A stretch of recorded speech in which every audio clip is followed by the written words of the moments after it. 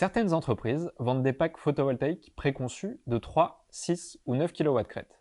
Mais afin d'assurer une optimisation et une bonne rentabilité de votre installation, il est important de bien la dimensionner en fonction de vos besoins en énergie. Bonjour, je suis Jérémy, chargé d'affaires pour la société Monabi. Aujourd'hui, cette vidéo s'adresse aux personnes souhaitant installer une centrale solaire en autoconsommation. Ne vous faites pas avoir avec des kits tout prêts. Je vous démontre aujourd'hui l'importance de bien sélectionner la bonne puissance pour votre installation solaire.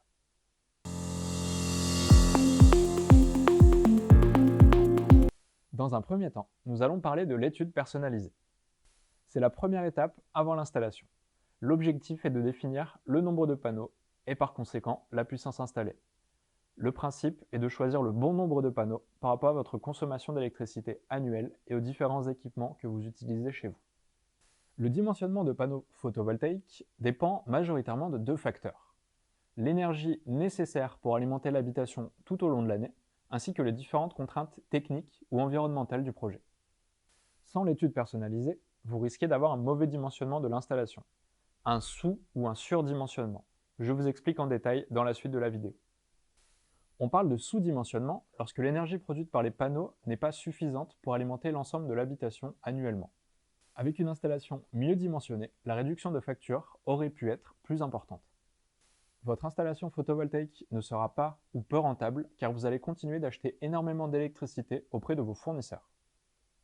A contrario, le surdimensionnement est le fait d'avoir une installation photovoltaïque qui produit plus d'énergie que nécessaire. Il n'est pas non plus rentable pour vous d'installer une centrale solaire plus puissante dans la mesure où toute l'énergie excédentaire va être vendue et ne réduira pas vos factures. Maintenant, passons aux choses concrètes. Je vais faire appel à vos capacités de projection. Prenons le cas d'une maison à Marseille dont la consommation annuelle s'élève à 8000 kWh. Nous allons maintenant analyser deux cas de figure différents. Une installation de 4,2 kW-crête contre une autre de 6 kW-crête. Nous estimons les taux d'autoconsommation pour une installation de 4,2 kW-crête à 60% et à contrario à 40% pour une installation de 6 kW-crête. Cela s'explique par le fait que les besoins en électricité n'évoluent pas entre les deux installations. Et par conséquent, on peut en déduire que l'installation la mieux dimensionnée est celle de 4,2 kW-crête. Avec une installation de 6 kW-crête, vous allez produire beaucoup de surplus et cela impactera négativement la rentabilité de votre installation. Dans les deux cas de figure, on remarque que la réduction sur facture est quasi similaire. En effet, la quantité d'énergie consommée reste la même que vous ayez une installation de 4,2 kW-crête bien dimensionnée ou une installation de 6 kW-crête surdimensionnée. Il faut prendre en compte que les frais pour une installation de 6 kW-crête sont forcément plus élevés que ceux pour une installation de 4,2 kg. Par conséquent, il est plus judicieux d'installer 4,2 kW-crête par rapport aux besoins énoncés plutôt que 6 kg. Si votre production d'énergie est maîtrisée et sur mesure, votre consommation pourra coïncider avec votre production. Par conséquent, vous optimiserez votre autoconsommation ainsi que le retour sur investissement de votre installation.